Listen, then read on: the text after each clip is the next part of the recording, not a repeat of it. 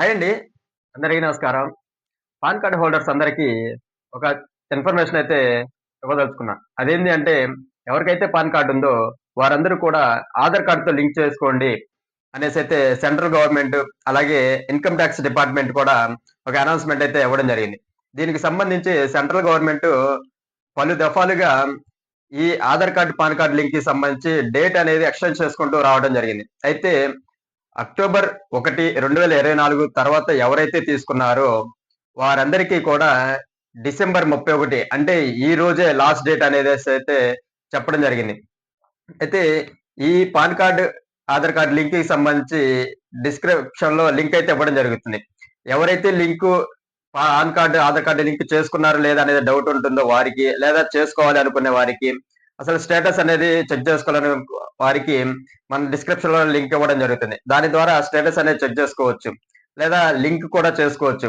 అయితే జూన్‌లోనే గడువు అనేది ముగిసిపోయింది. అంటే ఆధార్ కార్డ్, పాన్ కార్డ్ అనేది లింక్ చేసుకోవడం. అయితే వారందరి పాన్ కార్డ్‌లనేది ఇన్‌యాక్టివేట్ అయినాయి. వారిప్పుడు వాళ్ళ పాన్ కార్డ్‌లనేది యాక్టివేట్ చేసుకోవాలంటే వారికి రూ. 1000 అంటే రూ. 1000 పెనాల్టీతో అయితే pan card, Aadhaar card link అనేది చేస్తేనే అవుతుంది. అంటే రూ.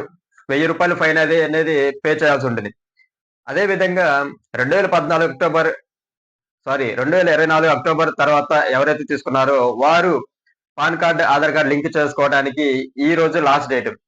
అయితే ఈ pan card, Aadhaar card link చేసుకోకపోతే దానివల్ల వచ్చే నష్టాలేంది అంటే బ్యాంక్ అకౌంట్ అనేది క్లోజ్ అవుతుంది. ఎందుకంటే బ్యాంక్ అకౌంట్ ఓపెన్ చేయాలన్నా గాని Aadhaar card, PAN card main.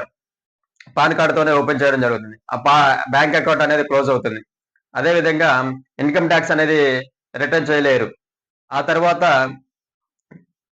Share మార్కెట్‌లు గాని, ట్రేడింగ్ గాని వీటికి సంబంధించిన డీమ్యాట్ అకౌంట్‌లకి ఈకేవైసీ చేయాలంటే పాన్ కార్డ్ కంపల్సరీ. కాబట్టి పాన్ కార్డ్ ఇన్‌యాక్టివేట్ అయితే ఈకేవైసీ అనేది ఇన్‌యాక్టివేట్ అవుతుంది. అంటే ఈకేవైసీ చేయలేరు. కాబట్టి ట్రేడింగ్ చేయలేరు. డీమ్యాట్ అకౌంట్ అనేది క్లోజ్ అవుతుంది. ఆ తర్వాత ఇంతకు ముందున్న ఇన్‌కమ్ టాక్స్ పే చేసిన వాళ్ళు అనేది పెండింగ్ అమౌంట్ ఏమైనా ఉంటే అది విత్‌డ్రా చేసుకోవడానికి పాసిబుల్ అయితే లేదు. కాబట్టి ఎక్కడికైనా ఏ విధంగా అయినా గాని మనకి మెయిన్‌గా ప్రూఫ్ గాని, ఏజ్ గాని దీనికి సంబంధించి పాన్ కార్డ్, ఆధార్ కార్డ్ అనేది మస్ట్ అండ్ షుడ్ అవుతుంది కాబట్టి, Aadhaar card, PAN card link అనేది చేసుకుంటే మీ పాన్ కార్డ్ అనేది యాక్టివేట్‌లో ఉంటుంది. దీనికి సంబంధించి ఈ రోజే లాస్ట్ డేట్. మీకింకా టైం అనేది కూడా అవర్స్‌లోనే ఉంది.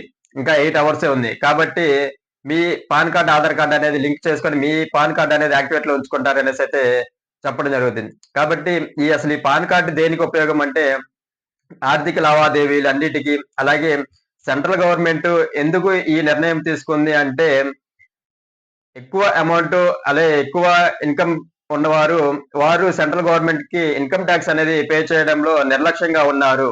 అందుకనేసైతే ఈ కఠిన నిర్ణయం తీసుకుంది. కాబట్టి ఎవరైతే PAN card, Aadhaar card link చేసుకోరో వారి పాన్ కార్డ్ అనేది ఇన్‌యాక్టివేట్ అవుతుంది. ఇన్‌కమ్ టాక్స్ పే చేసే వారికి ఇది మెయిన్ కాబట్టి మీ యొక్క ఆధార్, పాన్ కార్డ్ లింక్ అనేది కంపల్సరీ చేసుకుంటారనేసైతే భావిస్తున్నాం. ఓకే అండి. Thank you.